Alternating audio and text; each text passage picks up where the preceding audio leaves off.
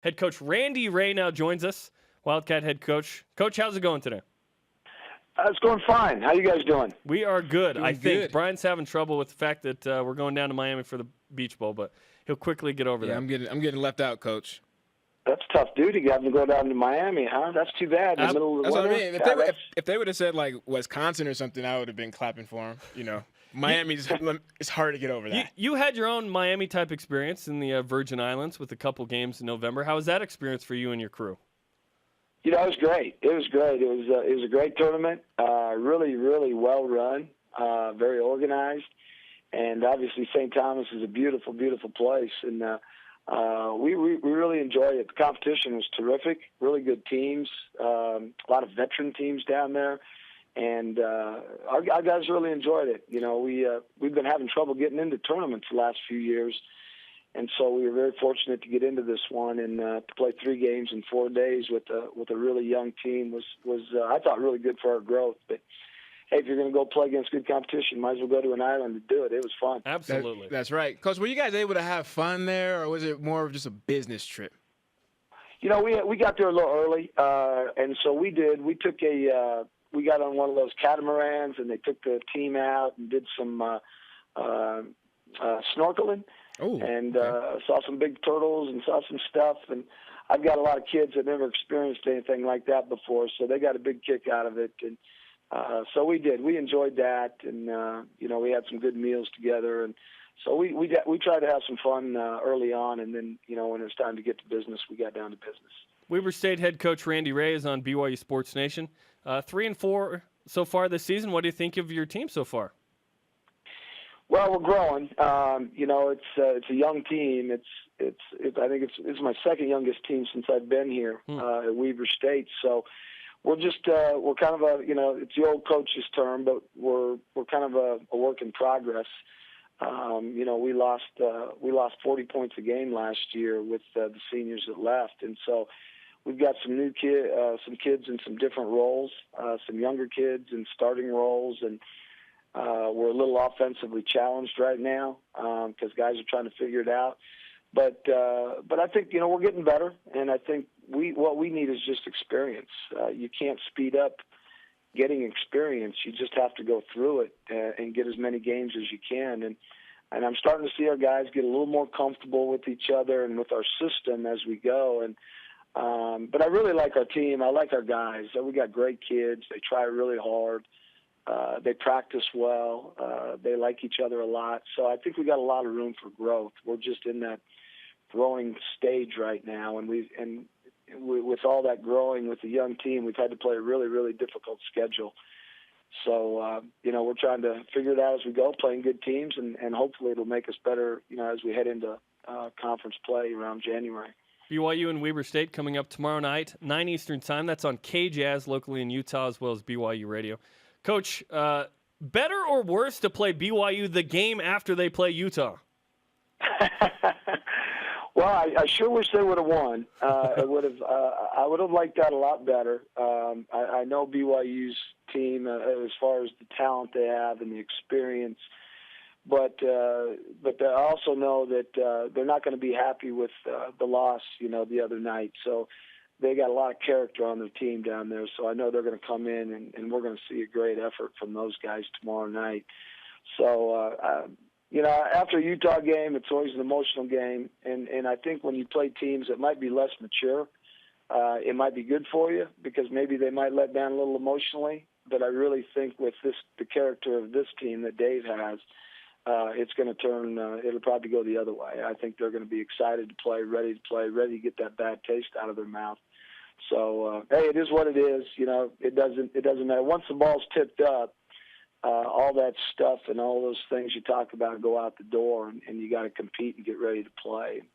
I think they'll be ready, and, you know, our guys will be excited to play. Coach, Nate Austin will not play in this game. How do you think not having him in this game changes things for you guys and how you prepare? Well, it's not really going to change our preparation. You know, we'll obviously prepare for different personnel guys that might be playing in that position. But, you know, Nate's a really good player. I think Nate does a lot of things for that team that other than scoring, that are very valuable. He's a great defender with his length and size, and he's a very, very good rebounder. He's tough. He's physical. He does a lot of those things, those unsung things, and the intangibles. So I'm sure they'll miss him, and I think it really affects it defensively a little bit more. But they got a lot of guys. They got a lot of guys on that bench, and they got a lot of guys with experience. So it won't change our preparation a whole lot, to be honest with you. We're going to try to do what we're going to do and get as ready as we can. And so we'll see what happens. What sticks out about BYU? I'm watching them play, and they just don't have a lot of weaknesses. Every area of the game, some teams you look at on film, you say, maybe we could take advantage of that or this. They don't have a lot of weaknesses. You look at them defensively, they're very good defensively. They really get after you and pressure you hard, and when they do play that zone, it's a very active, long, big zone. They rebound the ball extremely well. But the thing that always, and we've been playing them for quite a few years, is the thing that really sticks out at me the most is how fast they play and their transition and how quickly they get the ball up and down the court. And that's not just misses, but on made baskets too. And then when they do get the ball up and down the court, they play the game so freely, so easily, and they got such a high skill level that ball is moving, and they really know how to play together. And that's the thing that really jumps out at you. Very well coached, and they really play together, and they got to all have such a high basketball IQ with a high skill level that makes them really, really hard to defend. Is there something you can do to offset an opposing team's tempo where BYU wants to dictate it and get it up and down? Yeah, there's some things you can do. I think the biggest thing you got to do is you can't come in and shoot quick early shots against them and settle for average shots.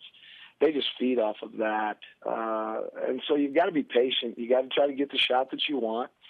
You got to try to get a good shot every time down, and if it means making 10 to 15 passes, that's what it means. And I think that's one way, and I think that's what Utah did down there the other night. They were very patient on offense, and I think that kind of slows them down, just right away. And then the other thing is you got to take care of the basketball. They turn a turnover into a layup or a dunk as fast as anybody in the country. So you got to value the ball. You got to be patient. You got to get the shots you want. And then you got to, in transition defense, you've got to get your guys back and try to not allow them to get primary break. You got to try to get them to go to the second and third options so that they're not scoring quickly on you. Coach, BYU has some top playmakers in Tyler Halls and Kyle Collinsworth. Who are some of your top players that we can look out for tomorrow? Well, I think Joel Balomboy is a 6'9" kid we have that plays inside for us. That's a good player, and he's getting better all the time, and he's a good rebounder, pretty athletic kid. Jeremy Singlin is a sophomore that starts at the 1 for us, and he's able to make some plays for us. He's a good shooter, good playmaker type guy. Rashad Gittins is another sophomore that starts for us. He's a 6'4" wing. Real athletic kid that can make some plays off the bounce and cause some problems there. And then we got Kendall Hills, another sophomore that starts he plays power forward for us, and he's kind of an athletic kid that can rebound. So we don't have just one guy. We don't have a guy like last year. We had a kid that got 20 points a game for us, and Dev Berry. We're a little different. We've got to rely on our team to play offense. We've got to move the ball. We've got to trust each other. We've got to make the extra pass, and we've got to really rely on balance this year. So we've got to be like that if we're going to be effective offensively. And like I said, we're a little challenged offensively right now because we're trying to figure out roles yet. But I think as we get into it, our team balance is hopefully will become a strength. Larry Kryskowiak wore this bright red jacket on Wednesday, and maybe you've done this, but I don't know. Do you have a purple jacket that you wear? Are you a jacket wearer, and would you wear purple? I don't have a purple jacket. If somebody gave me one, I wouldn't be afraid to put one on, I guess. I'm not I'm not much of a styling guy, to be honest with you. My wife picks out my clothes and tells me what to wear. Otherwise, I'd be a mess. Good man. Yes, very good man. Yeah, I'm not a very smart guy, so I've got enough problems just trying to focus on my team. If I have to focus on too much other stuff, I'm not very good. So, I don't wear the jacket very long. I usually get rid of it pretty early in the game anyway. So There you go. We'll probably go pretty standard tomorrow night would be my guess. I'm kind of a meat and potatoes kind of guy. Well, Coach Rahe, we appreciate the time. Good luck tomorrow against BYU, getting that game on KJazz and BYU Radio. We appreciate the time, Coach. Yeah, appreciate you having me, guys. Take care.